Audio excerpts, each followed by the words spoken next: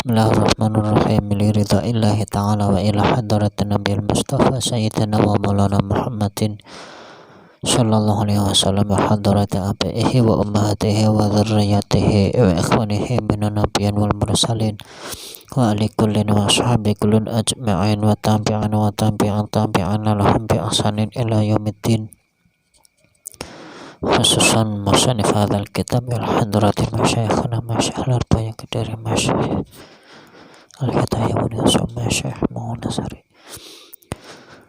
wa sallim alaihi wa alihi wa dhurriyyatihi wa libatihi wa man yantasabilahim rahimahumullah ta'ala ajma'an syai'un lillahi lahumul fatihah. Bismillahirrahmanirrahim.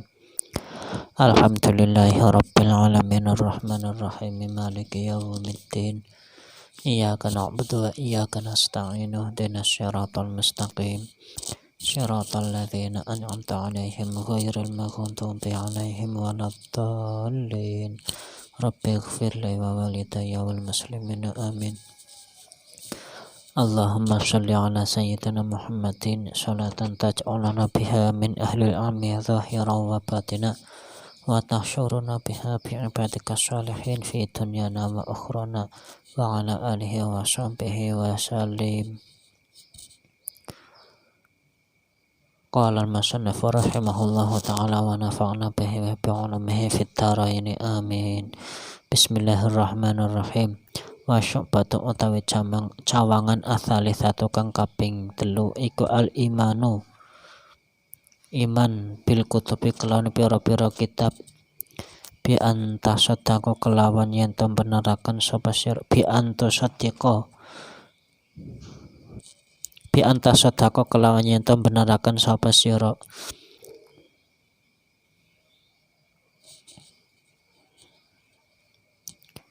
bi annama kelawan teman satune barang ansala kang wis nurunaken sapa Allah Gusti Allah ala ambiyaihi ing atase para nabine Allah minal kutubi bayane pira-pira kitab iku wahyun dawuh atau wahyu minallahi saking Gusti Allah Ta'ala mustamilun kang mengku ala ahkamihi ing atase pira-pira hukumi Allah wa akhbarihi lan pira-pira kabarane Gusti Allah atau ceritane Gusti Allah. Cabangan iman ingkang nomor 3 inggih menika iman datang para kitab Gusti Allah dengan maksud membenarkan kelawan apa ingkang dipun turunaken dening Gusti Allah datang para nabinipun berupa kitab ingkang menika dados minangka dawuh saking Gusti Allah ingkang mengku ingkang mencakup beberapa hukum lan pira-pira kabar atau cerita. Kitabipun Gusti Allah niku berupa dawuh yang di situ memengku beberapa hukum. Jadi yang namanya kitab Allah, sebut saja Al-Quran, tidak hanya membahas tentang hukum, tapi juga membahas tentang cerita di masa yang lalu, juga masa yang akan datang.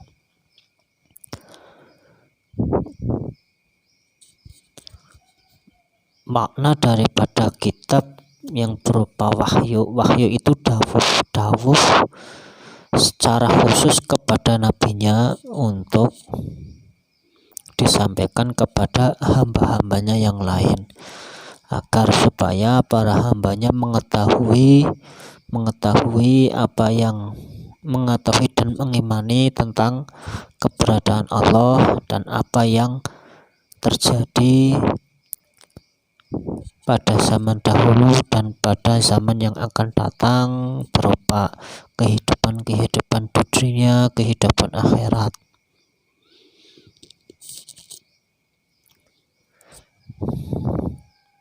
Melihat daripada makna kutub yang di situ maknanya berupa dawuh Gusti Allah, secara hakikat Allah Maha berbicara itu tanpa ada huruf, tanpa ada suara. Tetapi ketika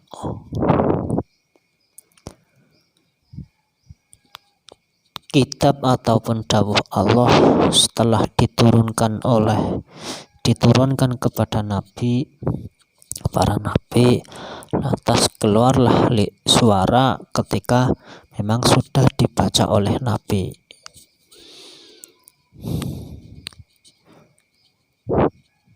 Itu berupa dawuh dari kalam Allah yang berawal dari hal yang tidak bisa dibaca, didengar suaranya, tidak ada suaranya, dan juga tidak ada hurufnya.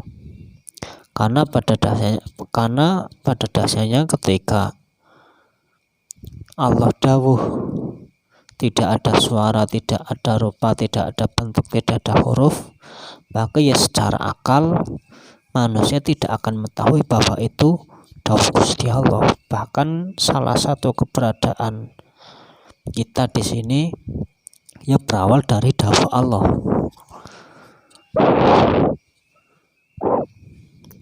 Berawal dari Allah itu idza arada syai'an ayyaqula lahu kun fayakun. Cuman setelah dawuh Gusti Allah yang tidak ada huruf, tidak ada suara, disampaikan kepada Kanjeng Nabi, para nabi, setelah Kanjeng Nabi menyampaikan, terjadilah ada huruf, ada suara. Terus jadi secara majasi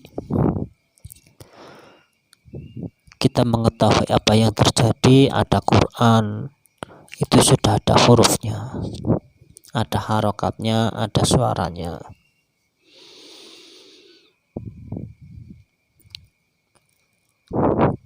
Terus yang namanya wahyu, risalah kepada Allah, khususnya kepada Kanjeng Nabi, berupa kitab-kitab, itu ya diturunkan melalui perantara malaikat Jibril terus kepada Kanjeng Nabi. Di situ agar bisa dipahami bahwa yang namanya syariat itu harus ada mata rantai yang jelas, agar supaya nanti mata rantainya yang apa yang kita pelajari itu bisa dipertanggungjawabkan. Syariat diturunkan oleh Allah melalui para malaikat, Pak Malaikat Jibril, terus diturunkan kepada Kanjeng Nabi Muhammad SAW, dan oleh Kanjeng Nabi disampaikan kepada umatnya. Orang-orang yang pertama kali menerima syariat Kanjeng Nabi atau menerima syariat yaitu para sahabat. Setelah para sahabat ada tabi'in, setelah tabi'in ada tabi'in, dan seterusnya sampai kepada kita. Itu harus jelas, tidak boleh hanya sebatas kita melihat daripada kejadian yang ada, tidak lantas langsung dari Allah, dari Al-Quran ataupun dari hadis, tapi tetap harus ada mata rantai yang jelas bahwa syariat yang ada itu harus dipertanggungjawabkan. Nah, kitab Allah secara umum atau kitab-kitab Allah secara umum itu banyak diturunkan kepada para nabi, tetapi yang wajib kita ketahui itu ada hanya empat. Yang pertama, Taurat diturunkan kepada Nabi Musa alaihissalam. Nomor 2, yang berisi berupa syariat-syariat atau tentang petunjuk beragama. Yang nomor 2 itu kitab Zabur yang diturunkan kepada Nabiullah Daud alaihi salam. Yang nomor 3 kitab Injil yang diturunkan kepada Nabi Isa alaihissalam. Yang nomor 4 adalah terakhir yang diturunkan kepada kitab Al-Quran, kitab terakhir yang diturunkan kepada Nabi Muhammad SAW. Adapun yang lainnya seperti suhuf-suhuf yang terdapat atau yang dimiliki oleh Nabiullah Syith alaihissalam, Nabiullah Musa alaihissalam, Nabi Ibrahim alaihissalam, yaitu kita wajib untuk mengimaninya.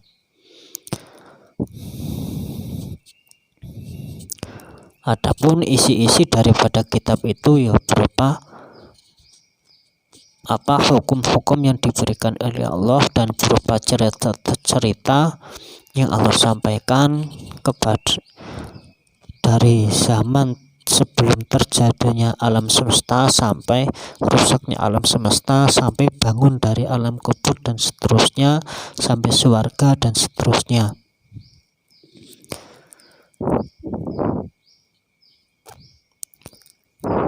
Adanya kitab itu satu bukti bahwa manusia itu ada aturannya, tidak sembarang hidup, tidak sembarangan berbicara, tidak sembarangan memberi hukum, tetapi ada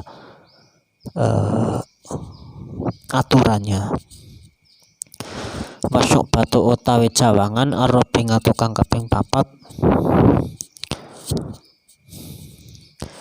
bi antuk mina kalawan nyetung imanakan sapa sira bi annal anbiya teman satuhune para nabi iku sotikuna pira-pira wong kang temen fima ing dalam barang baru kang aweh kabar atau werta-werta sapa anbiya bihi kelawan ma anillahi ta'ala saking Allah ta'ala. Cawangan ingkang nomor sekawan menika iman datang para nabi, orang-orang yang selalu jujur di dalam apa yang telah dihabarkan kepada beliau dari Allah Subhanahu wa Ta'ala. Jadi sifat para nabi itu ada 4. Yang pertama, sidik, yaitu jujur, selalu apa adanya, selalu jujur, tidak pernah bohong, tidak pernah berdusta. Yang nomor 2 itu sifat amanah, sifat yang harus bisa dipercaya. Tapi apa yang disampaikan oleh para nabi itu pasti bisa dipercaya karena sudah mempunyai stempel amanah. Yang nomor 4 itu sifat tabligh atau menyampaikan dawuh atau menyampaikan apa yang diperintahkan oleh Allah kepada manusia atau makhluk. Yang nomor 4 itu fatonah, cerdas.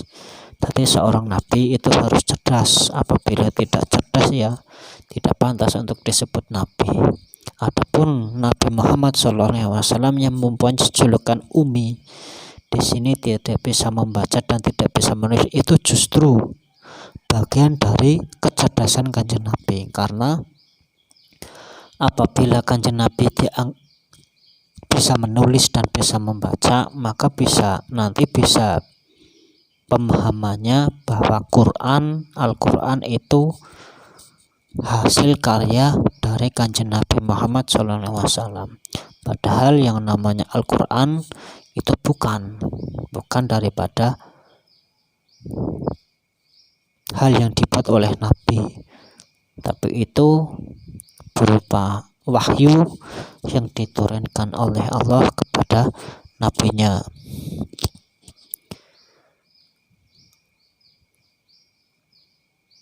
Itu 4 sifat yang harus terdapat pada para nabi dan rasul. Adapun nabi, tadi ada nabi, kalau nabi itu tidak mesti rasul, kalau rasul itu pasti nabi. Nah, kalau nabi dan rasul, nabi sekaligus terkena tuntutan untuk menyampaikan dawuh kepada manusia, hamba-hamba yang lain. Itu nabi sekaligus rasul itu mempunyai 4 sifat: sidik, tabligh, amanah, dan fatonah. Terus adapun nabi yang tidak diwajibkan untuk menyampaikan dawuh, maka dia hanya mempunyai 3 sifat. Yang pertama sidik, jujur. Terus amanah, bisa dipercaya. Nomor 3 fatonah, cerdas. Demikian, wallahu a'lam bishawab.